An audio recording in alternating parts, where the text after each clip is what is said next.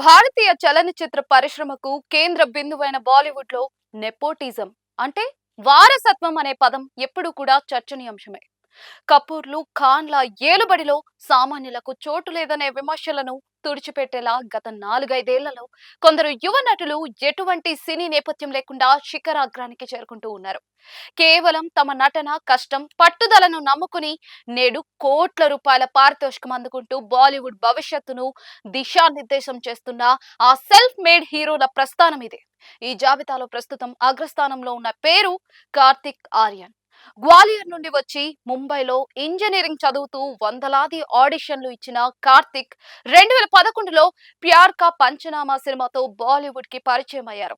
ప్రారంభంలో చిన్న చిన్న సినిమాలు చేసినా కూడా 2018లో వచ్చిన సోను కే టీ2 కి స్వీటీ ఆయన కెరియర్ కు అసలైన బ్రేకింగ్ పాయింట్ ఇచ్చింది. ఆ తర్వాత బూల్ బులయ్యా 2 వంటి బ్లాక్ బస్టర్ తో బాలీవుడ్ బాక్స్ ఆఫీస్ ను రక్షించిన హీరోగా పేరు తెచ్చుకున్నారు. బూల్ బులయ్యా 3 కూడా పెద్ద హిట్ అయింది. ఇప్పటి వరకు 16 సినిమాల్లో నటించిన కార్తిక్ నాగ్ జిల్లా సహా అనురాగ్ బసు ప్రాజెక్ట్ తో బిజీగా ఉన్నారు. ప్రారంభంలో కేవలం లక్షల్లో ఉన్న ఆయన పారితోషికం ఇప్పుడు ఒక్కో సినిమాకు 40 నుండి 50 కోట్ల రేంజ్ కు చేరుకుంది.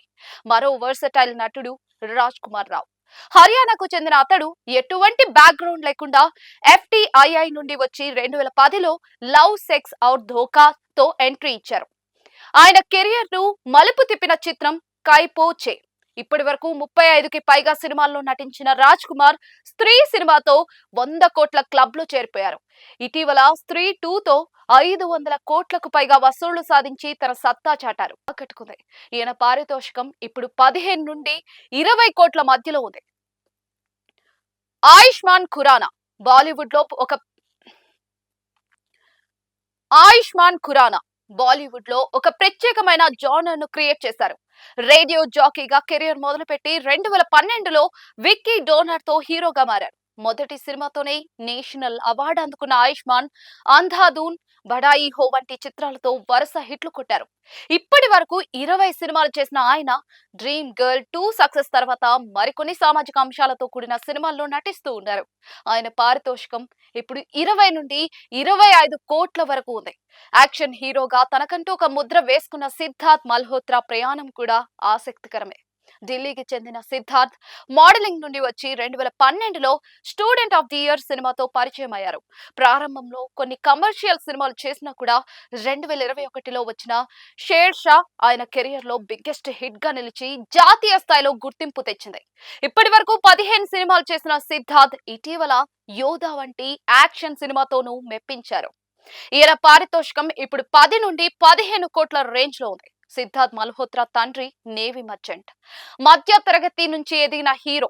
కరణ్ జోహర్ అతన్ని పరిచయం చేసినా కానీ అతడు పరిశ్రమకు పూర్తిగా అవుట్ సైడర్.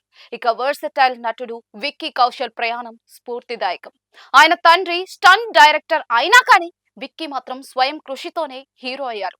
2015లో మసాన్ తో పరిచయం అయి యూరి ది సర్జికల్ స్ట్రైక్ సినిమాతో ఒక 15 సినిమాలు చేసిన విక్కీ నటించారు. ఈ చిత్రం ఏకంగా 800 కోట్లు వసూలు చేయడం సంచలనం. ఆయన పారితోషికం ఇప్పుడు 15 నుండి 20 కోట్ల రేంజ్ లో ఉంది. ఇటీవల విక్రాంత్ మాసే, రాఘవ్ జుయల్ వంటి వారు స్టార్లు నేపథ్యంతో సంబంధం లేకుండా వచ్చి పాపులర్ అయిపోయారు. ప్రస్తుతం వీరంతా కూడా స్టార్డమ్ ని ఆస్వాదిస్తూ ఉన్నారు. ఈ హీరోల సక్సెస్ గ్రాఫ్ గమనిస్తే మాత్రం ప్రతి ఒక్కరూ కంటెంట్ కు ప్రాధాన్యత ఇచ్చి తమ మార్కెట్ పెంచుకున్నారు. ఒకప్పుడు కేవలం లక్షల్లో పారితోషికం అందుకున్న వీరు ఇప్పుడు బాలీవుడ్ అగ్ర హీరోలతో సమానంగా డిమాండ్ చేస్తూ ఉన్నారు. వీరు సాధించిన విజయాలు కేవలం వారి ఆస్తిని పెంచడమే కాకుండా బాలీవుడ్ లో అవుట్ సైడర్లకు ఉన్న గౌరవాన్ని, అవకాశాలను పెంచాయి. బాలీవుడ్ భవిష్యత్తు ఇప్పుడు ఈ సెల్ఫ్ మేడ్ హీరోల చేతుల్లోనే ఉంది. వారసత్వం లేకపోయినా ప్రతిభ, కష్టపడే తత్వం ఉంటే ప్రపంచాన్ని జయించవచ్చని కార్తిక్ ఆర్యన్ నుండి రాజ్ కుమార్ రావ్ వరకు అందరూ నిరూపిస్తూ ఉన్నారు. మరో 5 ఏళ్లలో వీరు గ్లోబల్ స్థాయిలో ఇండియన్ సినిమా ప్రతిష్టను మరింత పెంచుతారు అనడంలో సందేహమే లేదు.